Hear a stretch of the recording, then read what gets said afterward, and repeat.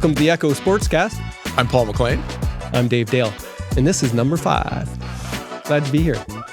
I'm excited too. I got some compliments this weekend away at my daughter's hockey game, and one of the parents just saying, "Yeah, no, I really like what you guys are doing." I'm like, "Oh, that's great. I mean, if you got any ideas, we're really interested in that too." And he's like, "No, it's just cool that you guys are talking about local sports." So great. I think we're on the right path. Yeah, for sure. And I think we'll see that coming up there. One of the coaches gave us a little bit of an endorsement in the interview. So that's good. Fantastic. The 5th Echo Sportscast features NBA boys volleyball and football with several interviews and a video of key plays in action. As usual, setting up contests today and tomorrow, and we have interviews with 2 coaches and a player. Our middle interview is with Rachel Van Woezik. She's a former Nipissing University women's basketball player and the current head coach of the Nipissing Lakers women's basketball team. And that'll be ahead of their home opener next weekend, October 25th and 26th. It was a good interview with her, and as you noticed, I didn't even try to spell her last name. No, I saw that there, and I think you're going to have me throw that in, so yeah. And in the non-high school portion of the podcast today, we have an update on the Fall Baseball League playoffs, which the finals start on Sunday. And we put a spotlight on the North Bay Bulldogs Flag Football Championship scheduled for Sunday at Omischl. Okay. And then our Heritage Moment puts a spotlight on the Nipissing First Nations Hockey Warriors with a special Youth Day on Sunday at the Battalion as they host the Sudbury Wolves at 2 p.m. Yes, and I think that's an annual event, and it's great. George Cucci does a good job of getting sponsors and getting tickets in the hands of kids, and they all have a chance to feel as a community in a public environment. It's always a big hit, but I really like, and we'll get it to in the bottom, he highlights some of the hockey warriors from Nipissing First Nation that went on and became leaders in their community, and some of them played at high levels. Well, and I'll throw in a little part of the story or tie into it. We were actually fortunate enough to be able to recreate some of the Nipissing Warriors jerseys that they did as an anniversary, and so I actually saw one of them in or a picture in the handout that we've got here, and it's a beautiful jersey, and it really there's a great history to it. So it was very nice to learn the story of that, and then. We also get to do a lot with the Nipissing Warriors is a team name that carries on as for our region when they go to the Little NHL tournament, which is the March break tournament that's just grown and grown over the years. My son was involved with that a couple times, and they won a Pee Wee championship, and it was pretty cool. But first, a word from today's sponsor, Voyager Aviation.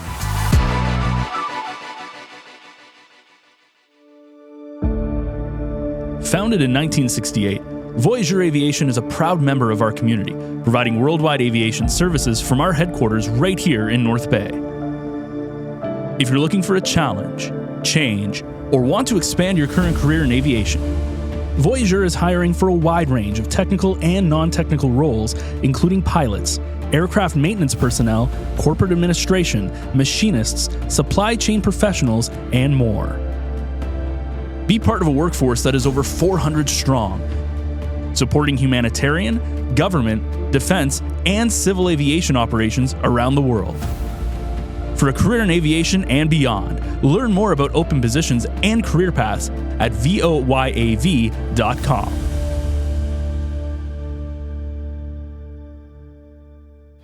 Here we go for the NBA report.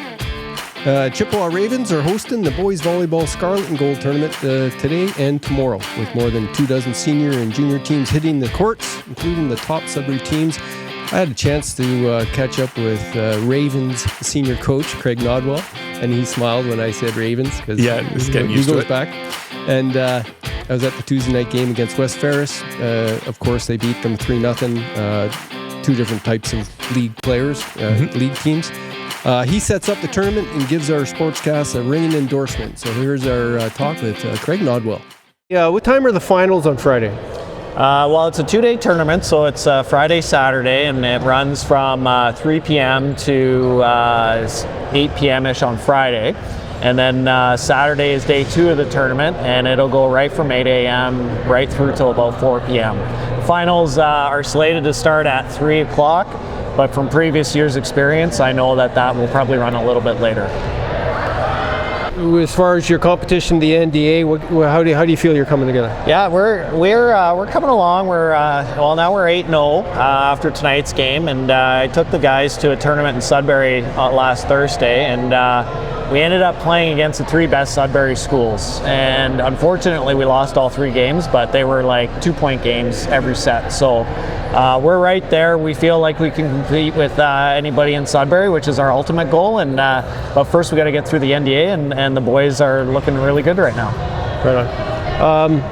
You've been watching our sportscast. I'm going to sort of ask you what you like about what we're doing so far and what we can do to improve it.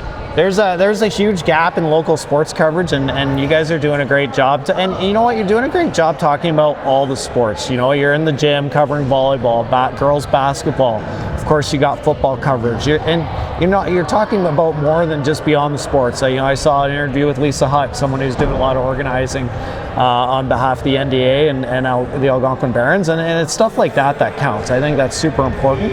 So I tune in every time, and I enjoy the show. Well, here's a question. Did you get to any of the heritage moments? Do you value that? Oh, I'm a big history guy, so I love every historical piece that you bring in. I know most of the stories that you guys are sharing. Some of them I'm not super familiar with, but being from North Bay and being in my 40s now, I love viewing the heritage stuff for sure. What I'm aiming for is an intergenerational package, that you have the high school students, you have some of the club sports for the adults playing, and then try to connect it with the older crowd, so that those are the grandparents of the kids playing in high school. You're hitting all your audiences, and it's local sports coverage that's been ignored for a long time, or not covered as well as it could be. And I feel like you guys are filling a void, and we got to get the word out there. We really got to spread the word that you guys are doing this great podcast, and I think more people need to tune in, because I think a lot of people could get something out of it. We also interviewed Kaylee Levesque, the Trojans senior boys volleyball coach, who explains how her team is enjoying the process of learning the game and improving their skills without the pressure of being a championship contender. That last set was pretty close up against the powerhouse Chippewa. How's your team coming? Our team's doing well. We are a bunch of athletic boys who don't play volleyball outside of school, so it's really fun to see them come together, work really hard to put some points up against Chippewa. I saw you play earlier. They're getting better.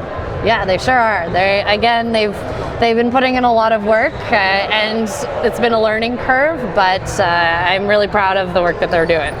Any particular leaders on the team that you could call out? Yeah, Owen Bass-Taggart is definitely a spirit leader. He's always riling people up to get them going. And a person to watch out for is definitely Rowan Way. He's been swinging really, really well this year and putting up a fight against pretty much every team. What number is he? He is number 1, and then Owen Bass-Taggart, you'll see him as libero. Are you going to the tournament Thursday, Friday? Yeah, Scarlet and Gold? We sure are. So you can see our senior and junior team there. So we hope to have some fun, hope to get a lot of playing time in, and see what happens. On the gridiron, because football rules, the regular seasons for both junior and senior wraps up today. But before we get to that, let's look at the coverage of the St. Joseph Schollard Hall Bears, their 33-20 win over West Ferris at the 38th annual alumni game at Father Condary Field last Friday afternoon. I got to interview Bears quarterback Justin Marietti. He scored a pair of touchdowns in the second quarter before he got a little gimpy and had to go off, and they put the replacement in. He delivered a lot of the team's offensive punch. Very talented athlete.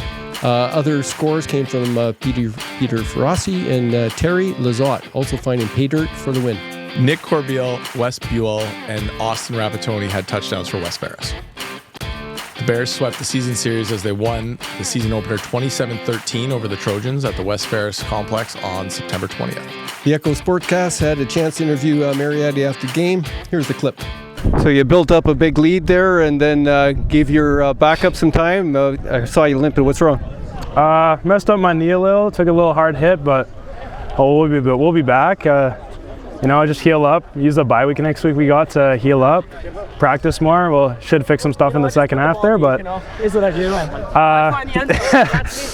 I don't know, do what we can. See these guys in the semifinals. It'll be a good game. So yeah.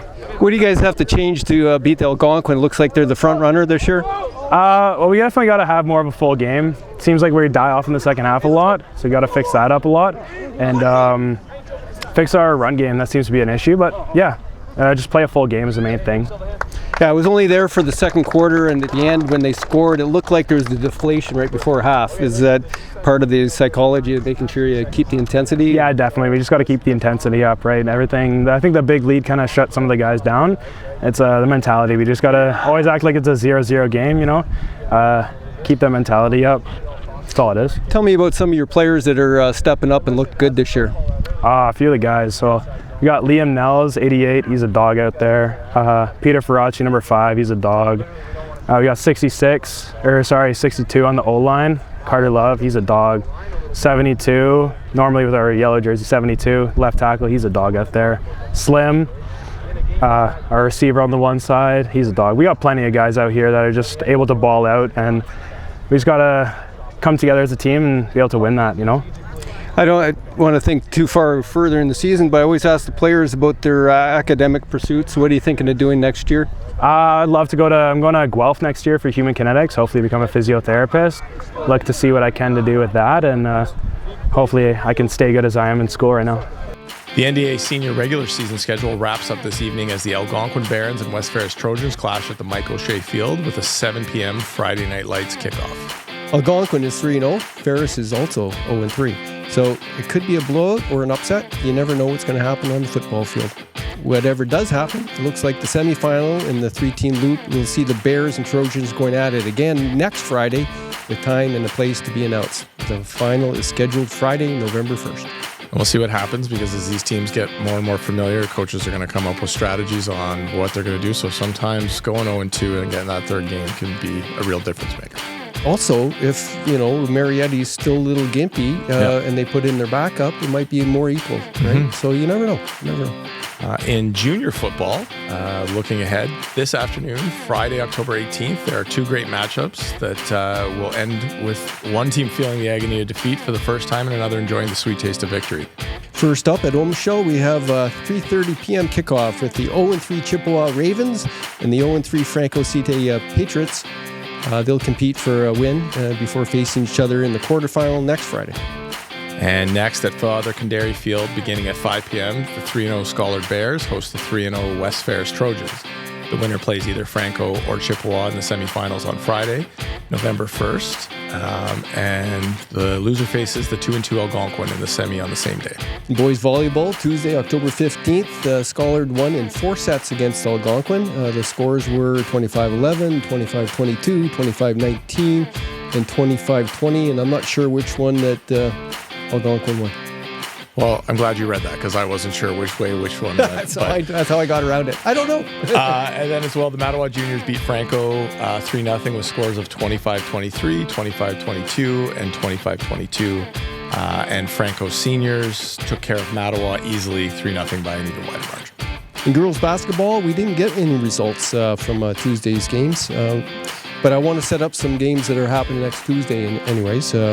On October 22nd, West Ferris hosts Scholar and Chippewa hosts Franco Cite, with the juniors starting at 5 and the seniors at 6:30.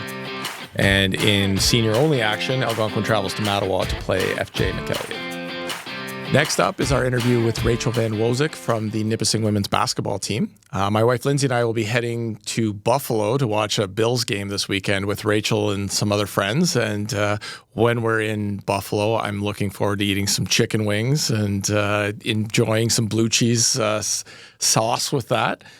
But for those of you not traveling to Buffalo, this weekend is a great time to go to Casey's restaurant and check out some what I think are fantastic wings there. My personal favorite is a nice little hot sauce, and they're breaded on, and they're fantastic there. Well, a convenient segue, because they're one of our sponsors. Well, it's so nice to bring that up and recognize the great sponsor that we have. Casey's is a perfect way to unwind, catch up with friends, savor some great flavors. Don't miss out on the fun. Join us at Casey's for a weekend full of great food, great drinks, and even better company. With us today is Nipissing women's basketball coach Rachel Van Woezik. Nicely done. Thank you. Rachel, how are you? Welcome to the Sportscast. Thank you very much for having me. I'm doing well today. That's great. So tell us a little bit about how you became the head coach of Nipissing University basketball. That's a big question. Yeah. So, I mean, I actually started in North Bay as a student. I'm from the Ottawa area, a little town called Almont. And I did my undergrad and master's here in the physical education program and then master's of science in kinesiology. Had a pretty turbulent playing career during that time. So I tore my ACL twice, which resulted in a lot of time on the sideline. And I actually sort of realized that I'm maybe more interested in team dynamics and like how to think the game than playing it. So that sort of led me into a coaching role during my master's. I was an assistant coach, was very young at the time. But after graduating that, it was COVID. I sort of migrated back to the Ottawa area for 2 seasons, coached at Carleton as an assistant there while doing some provincial team stuff and regional team things. And then this job came up. So truthfully, I just applied and ended up back here. And here we are today.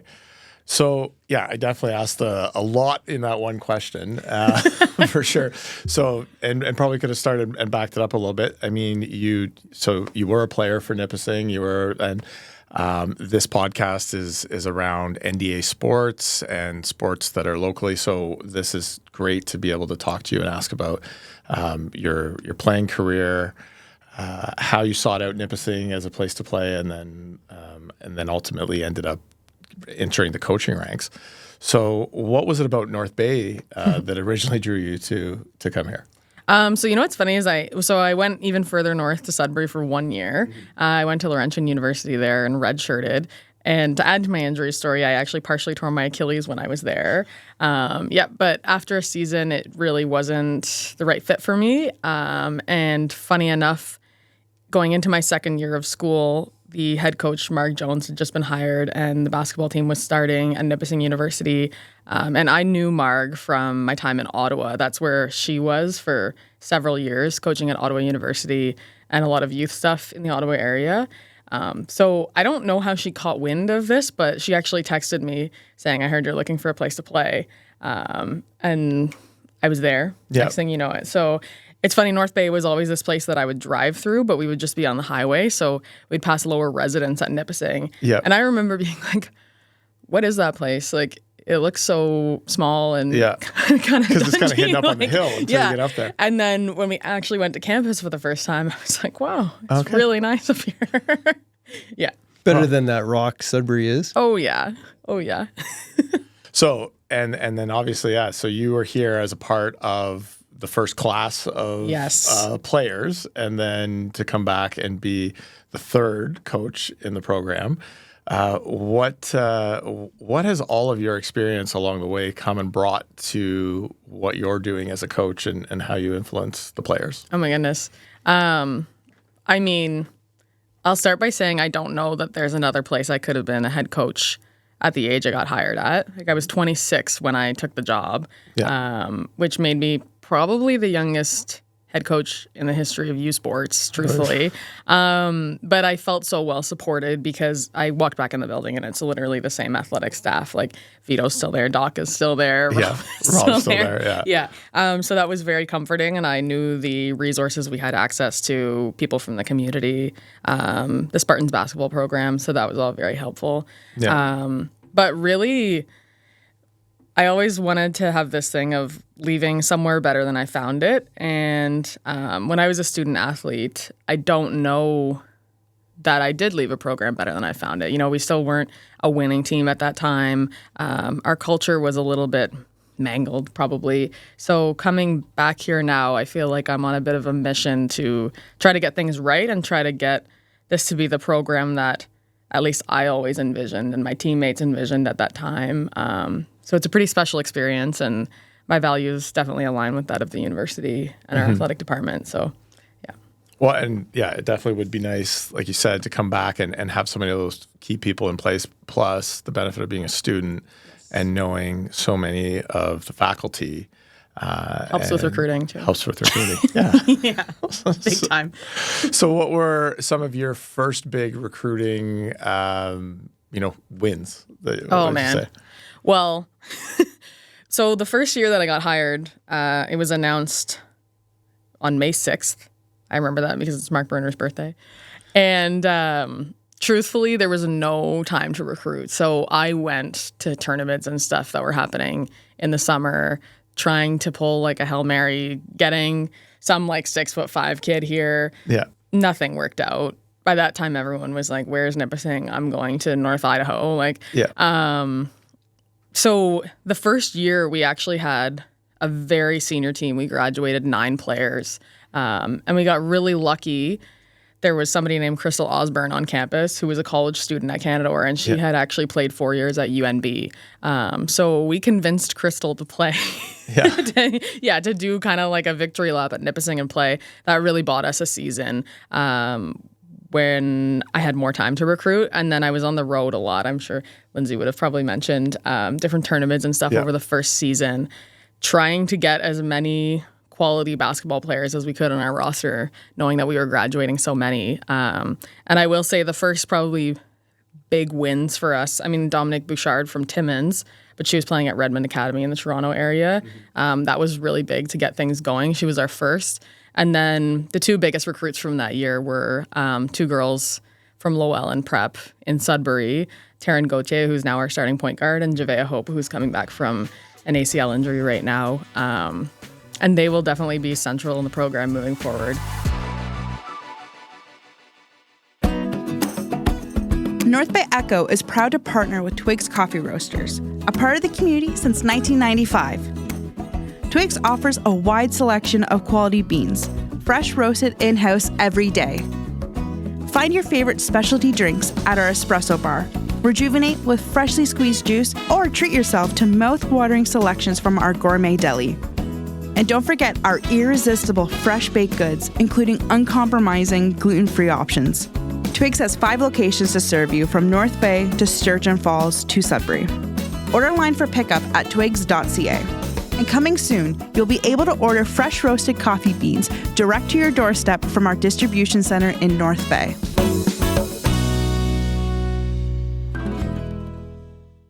Now we do the non-high school sports, the club and post-secondary stuff and varsity. I caught up with former NDA football star player from West Ferris, Mason McGriskin, who's playing multiple roles in his Bishop Gators team.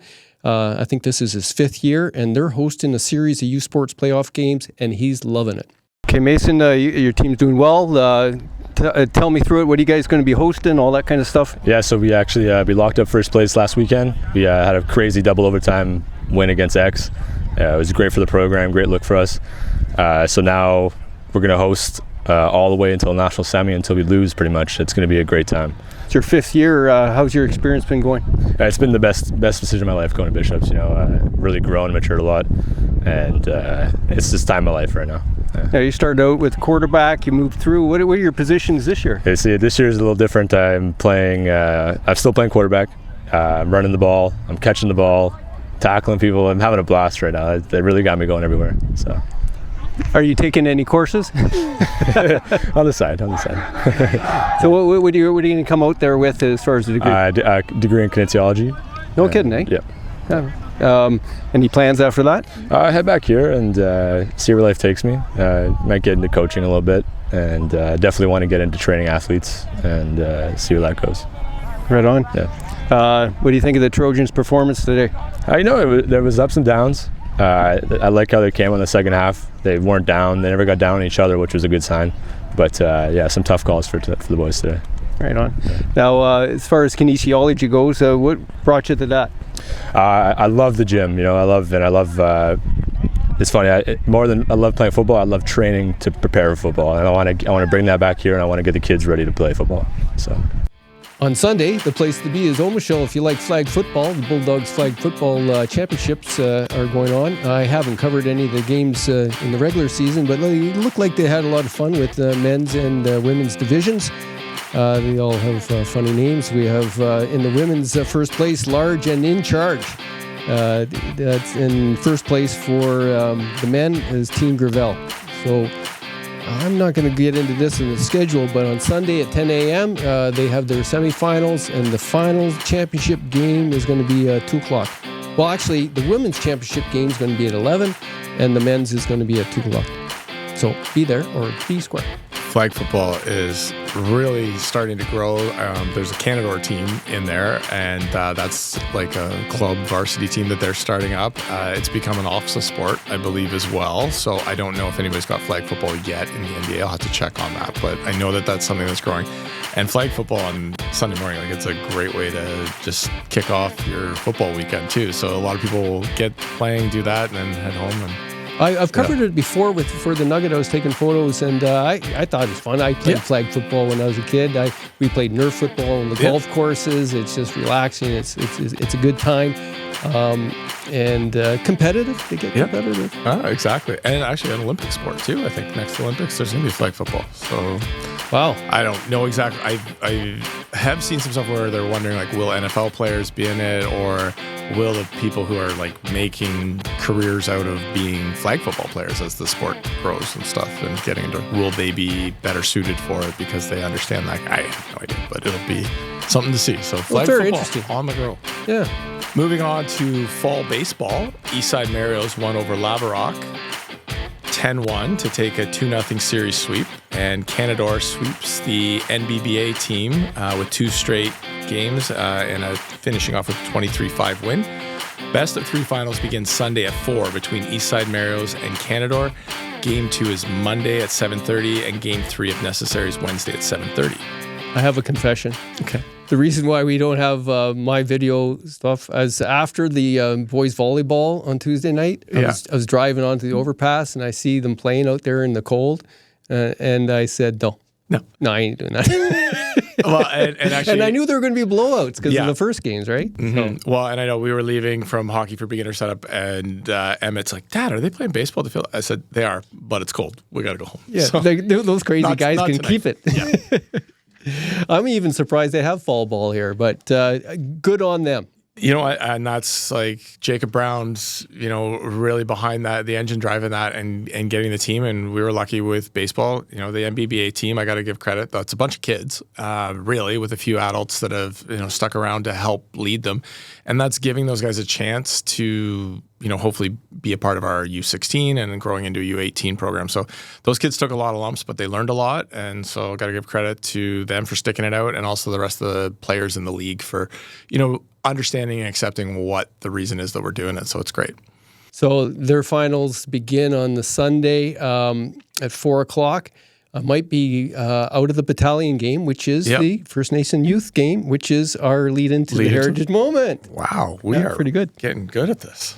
Yeah, this year's Indigenous youth game takes place on Sunday, featuring North Bay Battalion versus the Sudbury Wolves, and it promises to be an exciting game. George Cucci organizes this with the battalion, and he ends up getting all these sponsors to help support tickets for youth to attend the game as a community, and it goes over very well. Again, it's a really great program. I think we're seeing a lot of the connection that North Bay and Nipissing, and recognizing the importance of it and the ties to the game. It's just really nice to see. I follow George on his Red Tail Hawk, which is his consultant firm, where he goes around and teaches perspective on First Nation issues and culture. And he's been doing a series of posts where he's mentioning all the different players that in Nipissing First Nation that came up through the Warriors system, and they became community leaders or went on to do well in their own sports. It's a special game, so it has a special opening ceremony. Tori Fisher and the Nipissing High School drummers will be there. Chantel LaRock, who's with the Anishinaabeg Police Service, she's performing O Canada, and the puck drop will be there by 3 local superstars from Nipissing First Nation: Dan Frawley, who went on to an exceptional NHL career, David Avery, another pro hockey player, and Mike Panas, and Chief Kathy Belfoyle. It's going to be a great day, and hopefully the battalion can pull out another big win.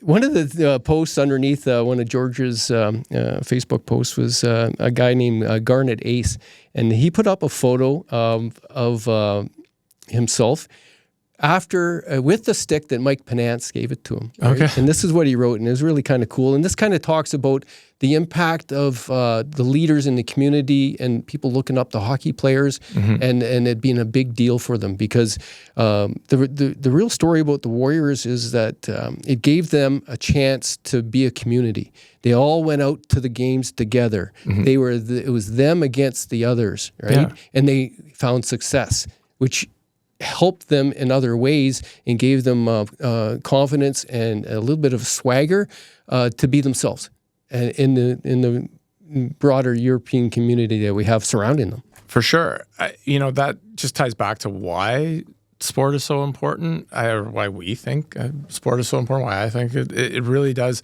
It brings people together that maybe otherwise have differences. And when you start to learn that when we're both on the ice or we're both on the court or on the field, we're the same. So it's been a long way to get to finding what we have now. And there's still ways to go, obviously, in terms of acceptance and things. But when you're on the field and you get to know that person and you get to realize and shake hands with them after the game that, we have a lot more in common than we don't, because we love this sport. So these are amazing events, and the Warrior story is a really good one. Yes, and here's what the Garnet Ace put underneath that photo. I still have the stick in the photo he gave me at the Little NHL in 1972. Yeah. And that was the year that they first won the provincial title for the native hockey teams. It's a big deal for them. And he wrote, this is what Mike wrote on the stick: "To the cutest little defenseman, hope to see you in hockey in the future." And that was him holding the stick. So those moments transcend race and every other thing. And I also think it's really special too, that part where, when you get to see sports on the grand scale of professional leagues, but then there's the amateur and the lower leagues that, maybe don't seem to have the same weight, but to those kids, the kids can't differentiate it. And so those moments where, it's an autograph from somebody on a Tier 2 Junior A team, or, somebody who's playing OUA basketball and they sign it, or they take time out to talk to that little athlete, and then later they grow up to do it. This is why we do this stuff. And the next little bit is actually a potential interview subject for us, North Bay police officer. I'm going to let you do it. It was another post by George Cucci having to do with Indigenous youth hockey game. Yeah, so I'm flipping the pages and reading this, and it's recognizing Steve Schabbert. So Steve's a police officer in North Bay and also a former North Bay Centennial. But he's a proud member of the Lac Seul First Nation, and he grew up in Sioux Lookout, Ontario. Steve's passion for hockey started at a young age, and he spent much of his childhood either at the rink or out with his father, Jim, on the trap line hunting and fishing. So at the age of 15, Steve had to move away for hockey because so he moved from Sioux Lookout to pursue his AAA career in Kenora. And anyways, that led to him playing for the North Bay Centennials in the OHL. After that, he was he ended up playing in the East Coast Hockey League. We played for the Greensboro Generals and Roanoke Express. And Steve won a league championship with the Idaho Steelheads. And I also know he played for the Steelheads because I found my son an Alaska Aces jersey from the East Coast League. And Steve was so excited. He's like, "Where did you get that?" And it was just one of our companies was cleaning something out. And he said if I ever came across an Idaho Steelheads jersey, he'd love to have that because he played there. So I haven't found one yet, Steve, but I will keep looking. And then from there, he moved on. He played at York University. He was captain for 2 of the 3 seasons. They won an Ontario championship in 2003 and 4, or 03-04. And then he was an assistant captain with Team Canada at the World University Games that was held in Innsbruck, Austria. In 2005-06, Steve then had the opportunity to skate with the Toronto Maple Leafs, and after a week of practicing, he was assigned to the Marlies in the American Hockey League. Steve finished that season playing under head coach Paul Maurice. Steve's now in his 17th year with the North Bay Police Service, has dedicated much of his time to policing and working with Indigenous youth. Steve and his wife, Patty, who he met in grade 10 at Chippewa High School, reside in North Bay. Steve's passion for hockey has now transitioned into coaching. Steve is an assistant coach with Ryerson Rams men's hockey team. He also spent time as an assistant coach with the Battalion for 4 seasons. And for the past 8 years, he's been focused on coaching his daughters, Rowan and his son, Emery, for their respective junior Lakers and Trappers teams. I met up with Steve there coming out of Double Stinks, Pete Bellangio Arena this summer, and we had a chance for a very brief chat. He actually stands out as one of those police officers that seem to get it, and very calm. Right, he's been many places. It's really easy to talk to. Yeah, I found just a great perspective whenever I was talking to him. Obviously, I mean, I'm reading off and learning new things about his career. I knew from playing hockey with him on Thursday nights and stuff how strong a hockey player he was. And, you know, anybody that shows up with American Hockey League equipment generally tends to be a pretty strong hockey player. So, but yeah, even just his understanding of the game, how we coached together, and obviously that was not what I brought to the table, was that sort of skill set that he had. So we were able to draw on all of it, and he was an amazing coach. He really understood a lot about the game and had a lot of insight for the kids. I don't remember him as a Centennial. I wasn't following them those years, but I'm sure that many people do. And that wraps up our Heritage Moment, our Echo Sportscast number 5. I'm Paul McLean. And I'm Dave Dale. I want to bring your attention to another podcast we do here at the Echo Essentials one. Scott Clark and I co-host it. And we had Adam Dennis on for a guest, and you'll find that at northbayecho.ca. He tells us a lot of different little stories, some really kind of cool ones. Talks about getting into a goalie fight that he shouldn't have maybe gotten into. Yeah. And he really shared, and he had a lot of fun with us, he said. So it was the beginning of a good relationship that way. We hope to have other players from the team on. But that wraps it up. And if any of this show has any coherency, it's because of our studio producer, Ben Sargent, because we made him do a lot of editing with a lot of bloopers. So yes, producer Ben has a lot on his plate with what we're up to, so that was great. Good luck. And have a good day, guys.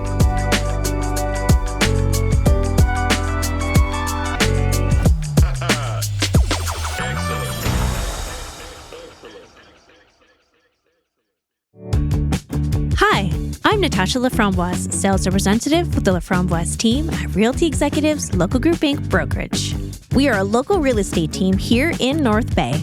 Our team of sales representatives, Matt Laframboise, Phil Seguin, and Adam Negro, are ready to help you through the buying and selling experience.